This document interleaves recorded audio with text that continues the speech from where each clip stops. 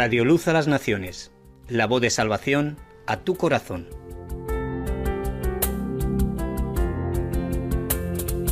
Oh, cantadmelas otra vez, bellas palabras de vida. Escuela Bíblica a la luz de la palabra, escudriñando las Escrituras. Yo soy luz, bellas palabras de vida. Luz a las Naciones, canal cristiano de comunicación, presenta a la luz de la palabra. Qué bellas son, bellas palabras de vida. Un estudio expositivo de la palabra de Dios, una presentación minuciosa de toda la Escritura, porque es inspirada por Dios y útil para enseñar, para redarguir, para corregir, para instruir en justicia, a fin de que el hombre de Dios sea perfecto, enteramente preparado para toda buena obra. Hoy escúchalas, pecador, bellas palabras de vida. Escuela Bíblica a la luz de la palabra, edificando sobre la roca. Libro Hechos de los Apóstoles, por Loel Bruckner. Qué bellas son, bellas palabras de vida. Pero recibiréis poder cuando haya venido sobre vosotros el Espíritu Santo, y me seréis testigos en Jerusalén, en toda Judea, en Samaria y hasta lo último de la tierra. Hechos de los Apóstoles, capítulo 1, versículo 8.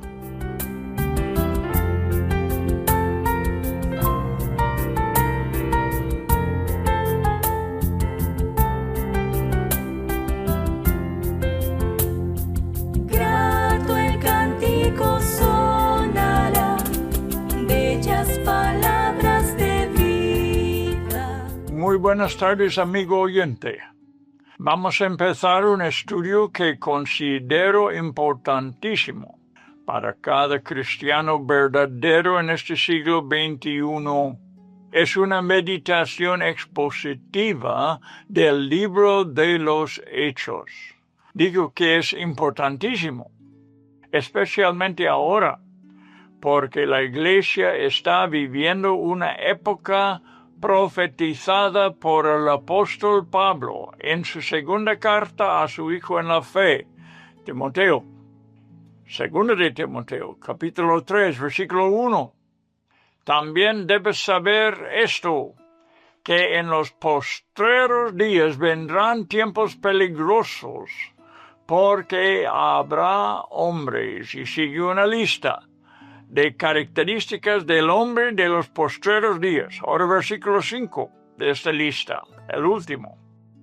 Que tendrán apariencia de piedad, pero negarán la eficacia de ella. A estos evitan. Primeramente quiero dirigiros a la palabra eficacia en este versículo. Tendrán apariencia de piedad, pero negarán la eficacia. Es una palabra algo sofisticada, pero tiene una definición bastante sencilla y común. Es la mismísima palabra que hallamos en Hechos 1:8. Recibiréis poder. La palabra traducida como eficacia en 2 Timoteo 3:5 es la misma palabra griega. El diccionario griego de Strong's la define. Dunamis en griego, que es, su definición es fuerza literal o figurado, especialmente, escucha, poder milagroso. Por lo general, por implicación, un milagro en sí mismo. Eficacia, fuerza, impetuoso. Maravilla, milagro, capacidad, poder. Poderosamente, potencia, potestad. Esta es la definición de Strong's. Después, continúa con una página llena de significados por ser una palabra muy común. cuando los seres humanos vayan llegando al fin de su historia. Será un tiempo especialmente peligroso. La misma palabra peligrosos que hemos leído en 1 de Timoteo 3:1, en el Reino Valera 60, curiosamente se encuentra solamente en algún otro lugar del Nuevo Testamento. ¿Y sabe dónde? En Mateo 8:28, donde la palabra griega hadepos se define difícil, es decir, peligroso o furioso, y está describiendo a los dos endemoniados gadarenos, tiempos peligrosos, tiempos furiosos. Una de las razones por las que los tiempos serán peligrosos o furiosos es porque los hombres tendrán apariencia de piedad, pero negarán la eficacia de ellas. Está en la misma porción. Es típico, especialmente en cuanto a la religiosidad, que una persona no la abandone, pero al practicarla lo que cree llega a ser algo inerte o muerto. Sin embargo, en su defensa, los fieles pueden llegar a ser muy violentos y fanáticos, como los falsos profetas de Baal en el tiempo de Elías. 1 de Reyes 18, si quieres verlo, versículo 25 hasta 29.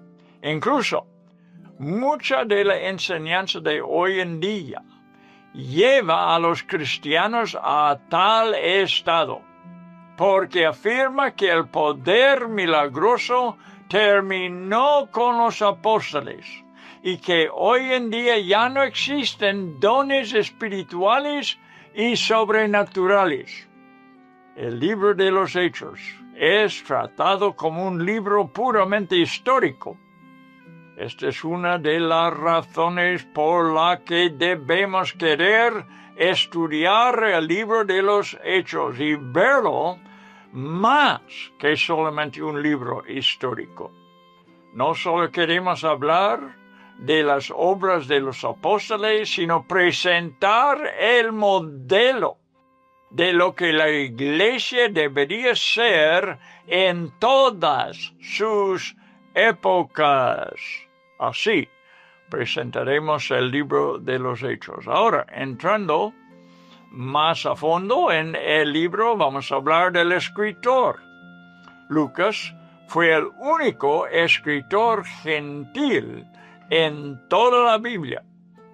Además de ser griego, era médico, pero no vemos ningún ejemplo en el libro de que él mismo practicase su oficio. No está allí como un médico para adelantar su profesión. No tiene como un meta en su escribir el libro. Él testificó de muchas sanidades físicas y todo el libro cuenta lo que es sobrenatural, espiritual y celestial al llevar a cabo la obra de Dios.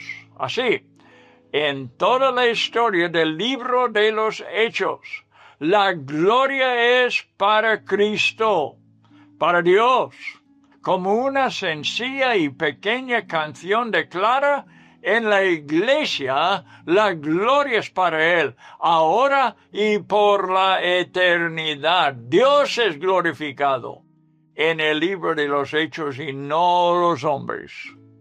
También Lucas escribió un evangelio, y el libro de los Hechos es como si fuera una continuación de su evangelio.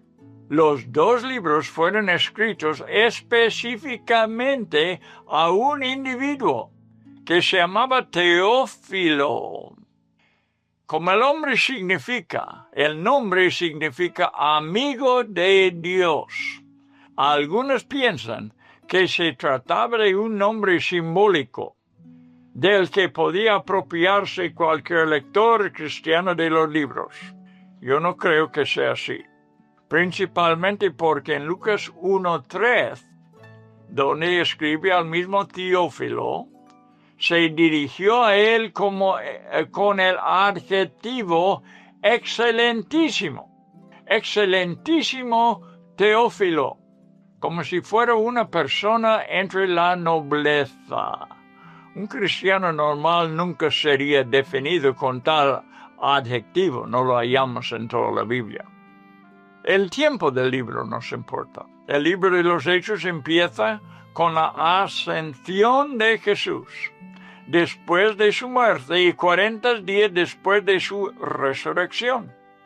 120 personas estaban en el aposento alto orando y esperando el derramamiento del Espíritu Santo. El libro desde entonces cubre los eventos de la iglesia hasta que Pablo llega por primera vez a Roma como prisionero. Y el libro termina diciendo que permanece allí 2 años. Los expertos han determinado que Pablo llegó a Roma a principios de los años 60.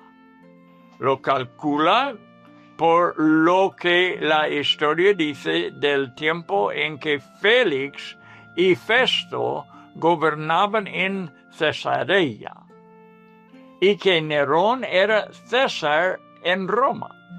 El libro de los Hechos no pudo haber sido escrito antes de estos años, porque termina, como he dicho, con la historia de Pablo en Roma. No sería razonable pensar que Lucas lo hubiese escrito mucho más tarde, porque hubiera añadido eventos que pasaron después de que Pablo fuese encarcelado, especialmente cuando fue puesto en libertad. Vamos a ver la historia para las epístolas, que los hechos son. Los hechos, el libro de los hechos es la historia para las epístolas, las doctrinas de las epístolas. Da historia para las epístolas de Pablo. Toda la historia de su evangelio le fue relatada a Lucas por otras personas, pero él mismo fue testigo de muchos eventos de este libro. Y cuando no fue así, porque había partes cuando no, y estaba muy relacionado con los que sí lo atestiguaban. Lucas quiso ser muy cuidadoso y preciso al introducir lo que había escrito en cuanto a los eventos de la historia secular, y tuvo mucho conocimiento de ellos. Mira Lucas 1:5, Lucas 2:1 y 2, y especialmente Lucas 3:1 y 2. Voy a citar unas partes de estos 3 pasajes. Dijo Lucas: en el año 15 del imperio de Tiberio César. ¿Ves su conocimiento? Sí, fue un hombre muy estudiado, un hombre muy inteligente, y sabía la historia política de su día. Y está escribiendo, y había investigado que en el año 15 del imperio de Tiberio César, ahora nombra el emperador Tiberio, pero sigue con el gobernador de Judea, que era Poncio Pilato, y Herodes, tetrarca de Galilea. Había 3 reyes sobre Israel, y Herodes fue el tetrarca de Galilea. y su hermano Felipe, tetrarca de Eturea y de la provincia de Traconite. Está mencionando los 3 tetrarcas en Israel. Y Lisanías, tetrarca de Abilinia, y siendo sumos sacerdotes. Ahora menciona la religiosidad en Judea, en Israel, en Jerusalén. Sumos sacerdotes Anás y Caifás. Supo todas esas posiciones y quién los ocupaba en el día en que escribiendo sus 2 cartas. Vino palabra de Dios a Juan, empiece allí, con Juan Bautista, hijo de Zacarías en el desierto. Hemos citado alguna parte de estos versículos. El libro de los Hechos está completamente entrelazado, como ya hemos dicho en parte, con la historia de gobernantes en distintos lugares. Lucas nos da esta información, no solamente hablándonos entonces de los eventos espirituales, los eventos de la iglesia, sino los pone en lo que está pasando en el mundo secular en su día, en el Imperio Romano. Ahora, vamos a ver cómo Lucas junta el Espíritu Santo y la oración. Esta es su meta en su Evangelio y también en el libro de los Hechos. Lucas era un hombre muy despierto a la obra del Espíritu Santo. Algo que también es muy evidente en el primer capítulo de su Evangelio. En el versículo 41, cuenta cómo Elisabet fue llena del Espíritu, y en el versículo 68, como Zacarías también lo fue. Vamos a Lucas, capítulo 1. Vamos a leer estos 2 versículos ya mencionados. Primeramente, versículo 41, donde dice: aconteció que cuando oyó Elisabet la salutación de María, la criatura saltó en su vientre y Elisabet fue llena del Espíritu Santo. Lucas menciona estas cosas. Él los había escuchado de otras personas, pero él enfatiza estas partes donde se manifiesta el Espíritu Santo. Versículo 68 entonces.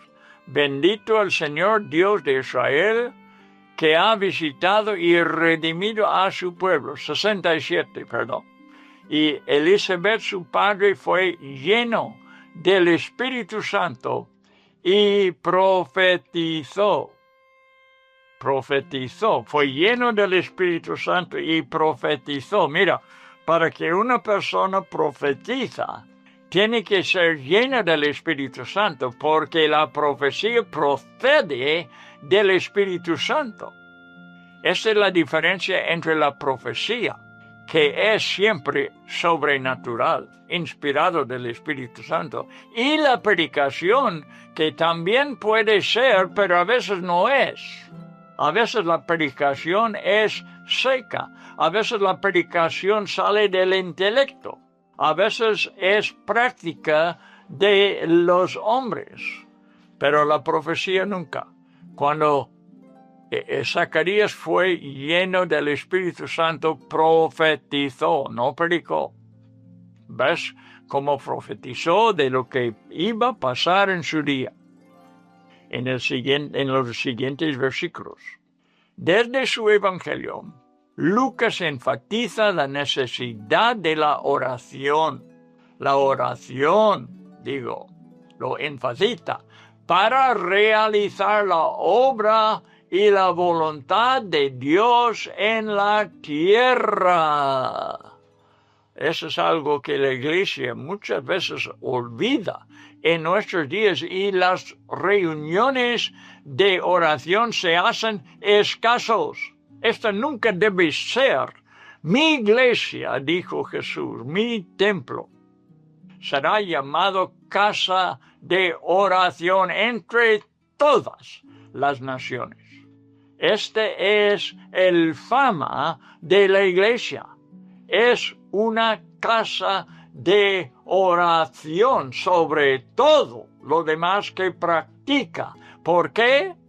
Porque así se realiza la obra y la voluntad de Dios en la tierra. No se puede sin la oración, porque la oración activa la obra del Espíritu Santo. El Evangelio de Lucas, más que cualquiera de los otros 3 evangelios, nos enseña acerca de la vida de oración de Jesús, más que los otros. Y en los capítulos 11 y 18, Jesús mismo nos enseña sobre la oración. El primer capítulo anuncia el tema. En Lucas, capítulo 1, dice: toda la multitud del pueblo estaba fuera orando a la hora del incienso. Esto fue en versículo 10, puedes buscarlo. Lucas 1:10. Digo, introduce aquí Lucas el tema mayor en su evangelio, que la gente estaba orando. Versículo 13 dice: el ángel le dijo a Zacarías: no temas, porque tu oración ha sido oído. Zacarías fue un sacerdote, pero no habló de su oficio, no habló del sacerdocio, habló de la oración que hizo Zacarías en privado junto con su mujer Elizabeth. Los hechos reconocen como la oración, los hechos, también escrito por Lucas, reconocen como la oración se relaciona con el mover del Espíritu Santo desde el primer capítulo. Sobre los 120 que esperaban el derramamiento del Espíritu, Lucas dice: todos estos perseveraban unánimes en oración y ruego. Capítulo 1 de Hechos, versículo 14. Mira cómo Lucas enfatiza la oración. ¿Por qué? Porque merece ser enfatizado, porque es la oración el secreto al mover de Dios, y donde la gente, donde el pueblo de Dios no ora, pues no mueve Dios. Dios mueve respondiendo a la oración. Ahora vamos a hablar un poco del plan de este libro. El libro de los Hechos. En primer lugar, el libro tiene un plan indicado desde 1:8, Hechos 1:8, y es ver el Evangelio anunciado por todo el mundo, empezando en Jerusalén. Este es el propósito número 1, el plan de Dios para el libro de los Hechos.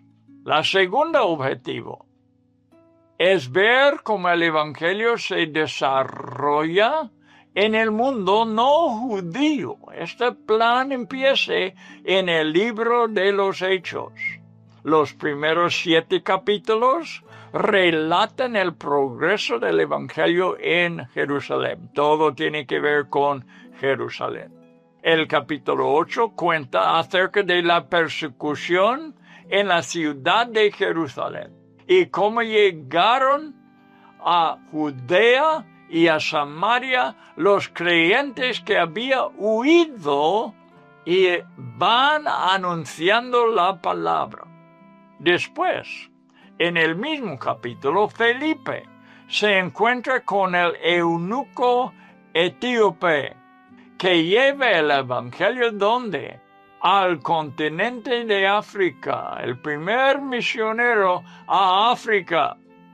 En el capítulo 9, Saulo es convertido. Saulo de Tarso, el enemigo del evangelio de la iglesia, es convertido a él mismo y recibe el llamamiento de predicar el evangelio a los gentiles. Verás que muchas veces Dios utiliza de los peores enemigos para que predican finalmente su evangelio. Dios muestra cómo puede convertir el corazón muy duro. En la ciudad de Corinto, es interesante leer el primer capítulo de Pablo a los corintios. Y habla de dos personas que eran líderes de la sinagoga. Y los judíos en sus sinagogas eran los peores enemigos del evangelio. Dos de ellos fueron convertidos. Cuando Pablo llegó a ellos, como él fue convertido, estando muy perdido y muy enemigo de Dios. Y Pablo recibe el llamamiento de predicar el evangelio a los gentiles. En el capítulo 10, Pedro lleva el evangelio al centurión romano y a los gentiles de su casa. En el capítulo 11, el centro de mando de la iglesia pasa de Jerusalén a Antioquía en Siria, norte de Israel, fuera de Israel. En el capítulo 13, profetas y maestros llegan a Antioquía, preparando a la iglesia para la obra misionera que va a iniciar desde esa ciudad. Pablo y Bernabé fueron enviados a misionar en el mundo de los gentiles. Y a partir de este capítulo en adelante es toda la historia de cómo el evangelio se esparció más y más hasta llegar a Europa, a Grecia, a Roma en Europa. Ahora, vamos a tratar una otra pregunta. ¿Cómo debemos ver el libro de los Hechos? ¿Cómo debemos ver el libro de los Hechos? Muy importante que empezamos pensando en esto. Adam Clarke, un gran comentarista, y comentó todas las promesas que nos dio Cristo acerca de los dones y las gracias del Espíritu Santo se demuestran cumplidas en la manera más eminente en el libro de los Hechos. También Adam Clarke reconoció dos intenciones de Lucas al escribir. Uno, relatar cómo los dones del Espíritu Santo fueron esparcidos en el día de Pentecostés y cómo los milagros hechos por los apóstoles confirmaron la verdad del cristianismo. Y el segundo propósito, la segunda intención de Lucas, comprobar que los gentiles tuvieron entrada en la iglesia de Cristo, algo que fue disputado por los judíos, especialmente cuando el libro de Hechos fue escrito. Quizá la primera pregunta que debemos considerar sería, ¿cómo no debemos ver el libro de los Hechos? ¿Cómo no debemos verlo? Uno, No es suficiente reconocerlo como un libro histórico. Entre el periodo de los evangelios y lo que ellos llamarían la época normal de la iglesia. Lo ven el libro de los Hechos como anormal.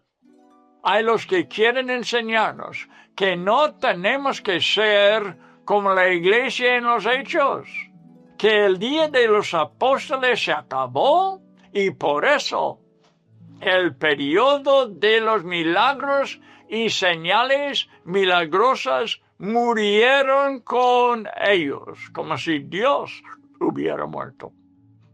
Y la segunda cosa que no debemos aprender.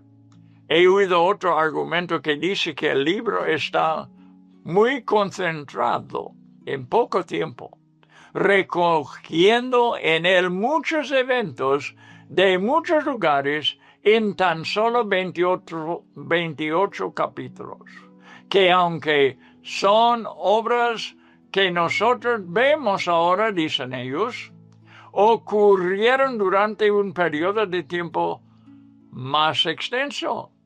Personalmente no me convencen, ni el primero ni el segundo argumento. En verdad veo arrogancia en los dos puntos de vista, que es normal lo que pasa en el libro de los Hechos y es todo lo que tiene que ver con el Nuevo Testamento.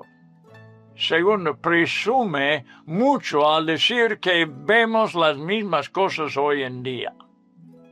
La verdad es que hay muchas cosas en el libro que no estamos viendo ahora.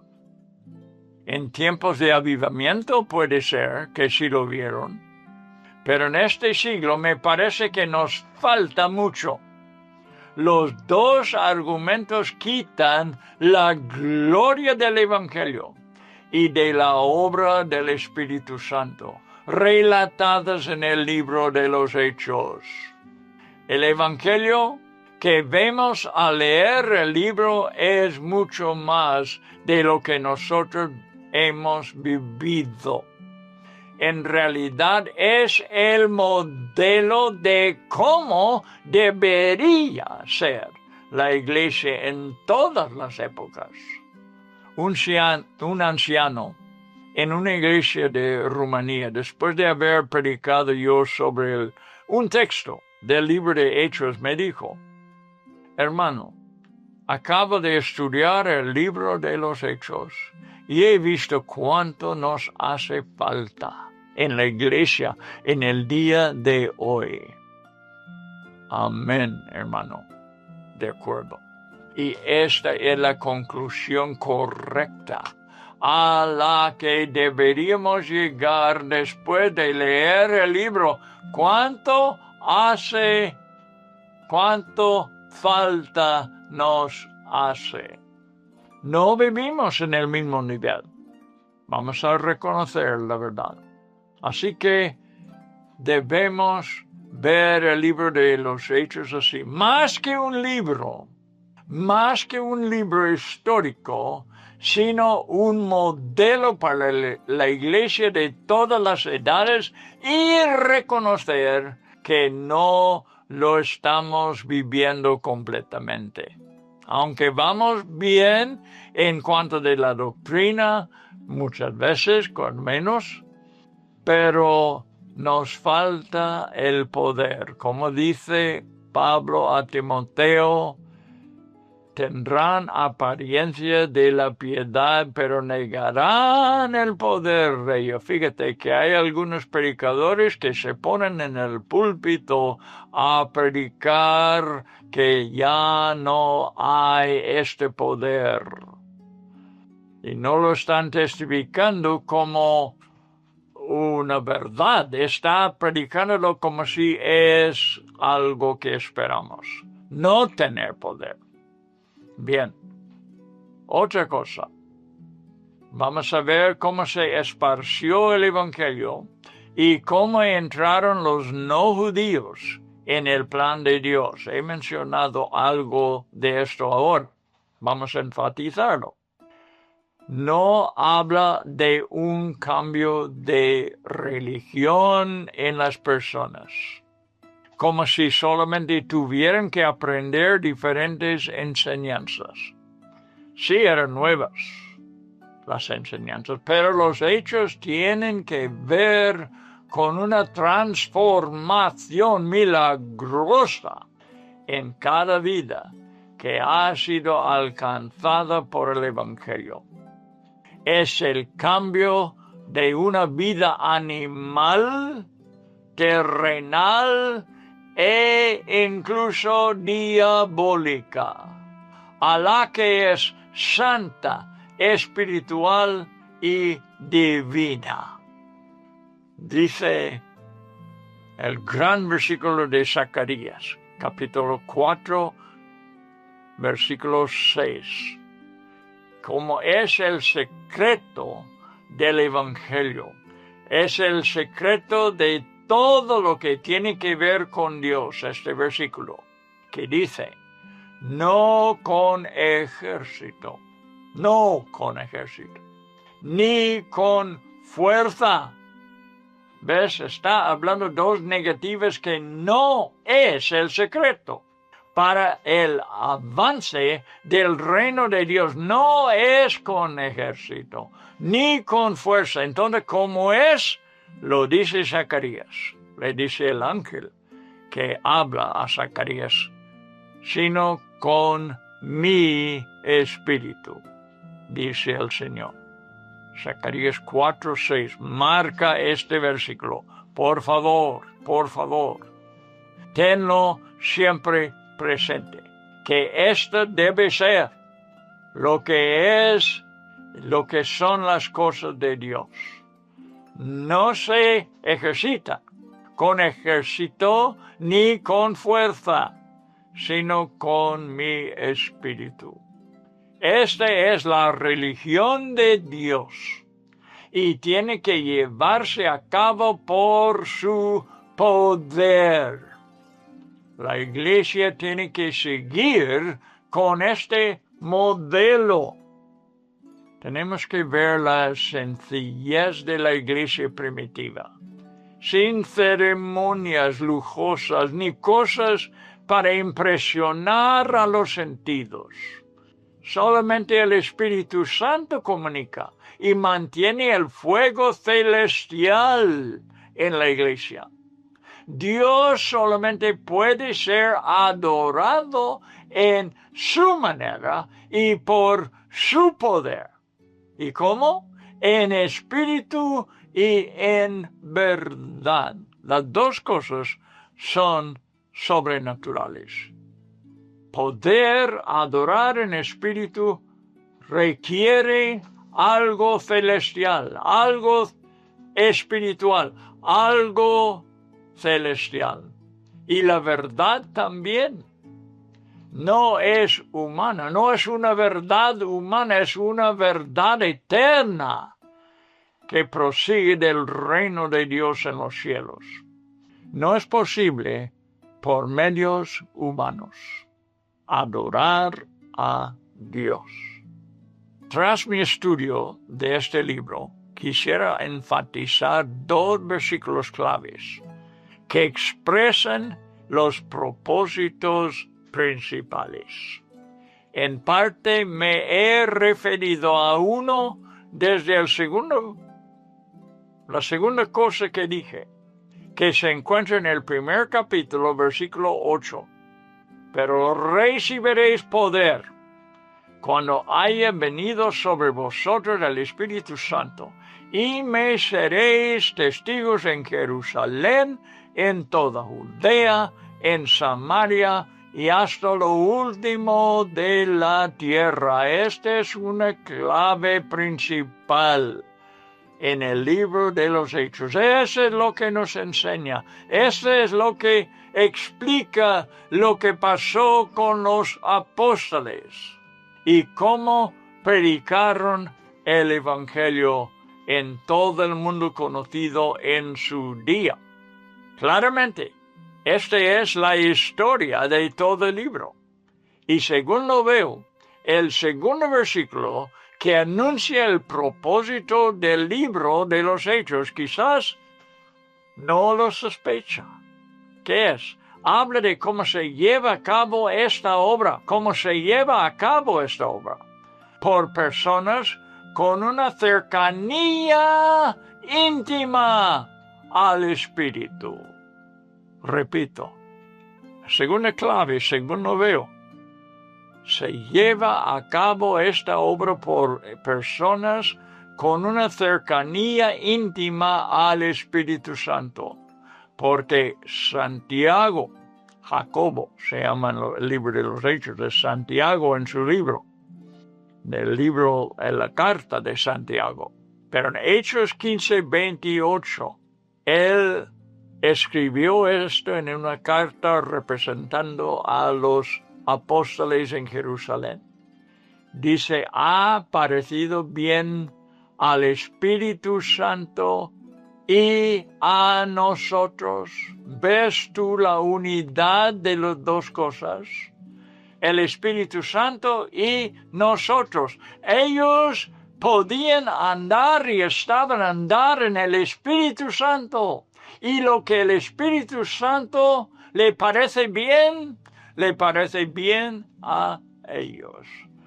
Lo que hace al Espíritu Santo alegrarse, les alegra a ellos. Hay una unidad aquí, tremenda, en el libro de los Hechos. Esa es la segunda clave. Porque el Espíritu Santo, si no tiene seres humanos en que puede manifestarse, no se ve. Hechos 15:28 es donde Jacobo dice, ha parecido bien al Espíritu Santo y a nosotros.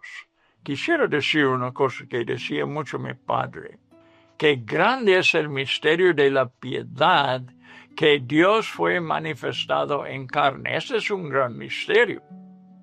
Fue un gran misterio en Jesús, que era Dios, pero se humilló, nació como un nene en el pesebre de Belén. Grande fue este misterio.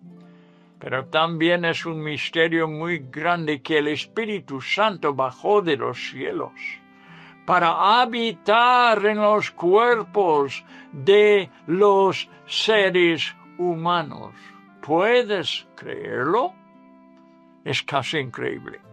¿Cómo es que el Santo Espíritu, santo, puro, perfecto, en todo sentido, habita en estos seres imperfectos? Es algo que admiro y debemos tener un lema. Somos indignos de todo esto, de toda la gracia de Dios, no solamente en la salvación, pero hombre, que el Espíritu Santo de los cielos, la tercera persona de la Trinidad, habita en esos cuerpos. En un sentido es un milagro, en el sentido de que un milagro muy grande, en el sentido en que el Espíritu Santo pueda habitar en esta imperfección. Cristo, el cuerpo de Cristo fue preparado sobre las edades para que hubiera los genes de mucha gente que Dios había preparada. Puedes leer la genealogía, léalo en Mateo, capítulo 1, y nota las 4 mujeres pecadoras que está en la genealogía de Jesús. Pero nació perfecto, nació con un cuerpo que no pudo pecar.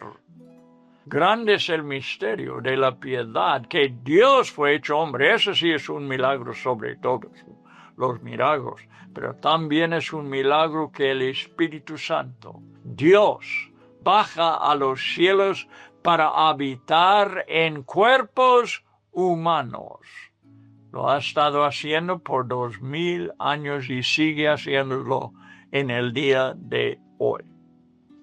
Vamos a leer ahora los primeros 5 versículos, capítulo 1 de los Hechos. Empezamos nuestro estudio. Casi todo lo que he dicho es una introducción. Pero vamos a ver pruebas indubitables de la resurrección en esta porción. Los primeros 5 versículos del libro de los Hechos. Recuérdese, amigo mío, que lo que voy a estar es leer, no voy a estar comentando por un breve rato. Y por eso yo os pido tu respeto al leer. Yo te pido tu atención, porque no es palabra mía, es palabra de Dios que merece que lo escuchamos como ninguna obra hecha por los hombres. Esta es palabra de Dios que voy leyendo. En el primer tratado, oh Teófilo, hablé acerca de todas las cosas que Jesús comenzó a hacer y a enseñar, hasta el día en que fue recibido arriba, después de haber dado mandamientos por el Espíritu Santo a los apóstoles que había escogido, a quienes también, después de haber padecido, se presentó vivo con muchas pruebas indubitables, apareciéndoseles durante 40 días y hablándoles acerca del reino de Dios. Y estando juntos, les mandó que no se fueran de Jerusalén, sino que esperasen la promesa del Padre, la cual les dijo: oísteis de mí, porque Juan ciertamente bautizó con agua, mas vosotros seréis bautizados con el Espíritu Santo dentro de no muchos días. He aquí la palabra de Dios. Lucas dirigió sus 2 libros a un conocido suyo, a quien llamó Excelentísimo Teófilo. La razón por la que algunos piensan que era un hombre simbólico y que Lucas se estaba refiriendo a cada lector de sus libros es porque Teófilo significa amigo de Dios, y presumen que cada cristiano es un amigo de Dios. Sin embargo, el título Excelentísimo, ya lo he dicho, pero voy repitiendo porque es importante. El título Excelentísimo nunca se le es otorgado al creyente común. A veces se llama santo, pero Excelentísimo no lo dice. Por eso, estoy seguro de que Teófilo era algún noble de la sociedad, un oficial, un romano, un griego quizás, distinguido. Los gobernadores Félix y Festo también fueron nombrados de la misma manera. Pablo les llama Excelentísimo. Teófilo era un convertido, y Lucas le escribió personalmente a él para establecerle en la fe. Todo está escrito para esa razón. Y el mismo propósito sigue en marcha hasta el día de hoy. Es para establecernos en la fe. Quisiera apuntar hacia 2 versículos que Lucas usó, 2 verbos que Lucas usó en el versículo 1. Vea versículo 1.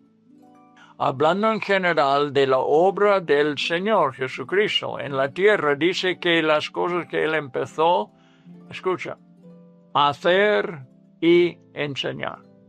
¿Por qué quiero que veas eso? Por el orden de los verbos. ¿Qué era primero? Hacer. Lo segundo, enseñar. Mientras el escritor escuchaba lo que decían los testigos, porque él había investigado, él no vio esas cosas personalmente. De los hechos sí, pero de su evangelio no. Había escuchado de otros, los testigos que habían visto y oído personalmente a Cristo. Quedó con la impresión de que Jesús manifestaba la autoridad de su persona a las multitudes a través de una señal poderosa. Y después continuaba dando una enseñanza sobre el tema que el mismo milagro ilustraba. Esta era su manera de Jesús. Hay muchas situaciones en las que Jesús obró de esta manera, pero solo mencionaré una: hacer y enseñar. Y ese es Juan 6, donde relata cómo él dio de comer milagrosamente a 5,000 hombres, más mujeres y niños. Y después, en el mismo capítulo, enseña con muchos versículos que Él es el pan de vida que descendió del cielo. Yo soy el pan de vida, predicó Jesús. Hizo dando de comer y luego enseña que Él es el verdadero pan del cielo. Este es el orden. Muchas veces debemos fijarnos en otro verbo que Lucas utilizó justo antes de los dos ya mencionados. ¿Qué es? ¿Lo ves en versículo 1? Las cosas que Jesús comenzó a hacer y enseñar. Comenzó. El escritor consideró que en su evangelio solamente había comenzado a contar la historia del principio de la obra de Jesús. Esto fue su manera de escribir su evangelio, que después continuó en el libro de los Hechos y todavía hoy vive y está activo su obra en las actividades de su iglesia verdadera. Mateo le citó, prometiendo a sus discípulos, Mateo 28, versículo 20. He aquí yo estoy con vosotros todos los días, hasta el fin del mundo. Amén. Marcos lo relató de esta manera, ayudándonos el Señor y confirmando la palabra con las señales que la seguían. Amén. Marcos 16, 20. Y con este versículo terminamos el estudio primero del libro de los Hechos. Tiene muchas cosas que enseñarnos este libro, que nos anima hoy a los cristianos que están esperando a Dios mover como no lo hemos visto hasta ahora. Quizás por este estudio seamos animados a orar, que veamos otra vez en los últimos días un gran mover del Espíritu Santo igual que los apóstoles habían visto. Un amigo, Leonard Ravenhill, me dijo, y dijo a muchas personas, pero dijo, vamos a ver otro Pentecostés en nuestros días que será mayor que el primer Pentecostés. Ojalá, ojalá. Así esperamos, así vamos a orar y vamos a continuar con el estudio dentro de 8 días. Espero que esté con nosotros para todo ese estudio. Anhelo mucho que los cristianos escuchen este estudio del gran libro poderoso de los Hechos. Hasta el siguiente programa entonces. Vamos a estar esperando, expectativo, que Dios haga algo en nuestro corazón. Amén.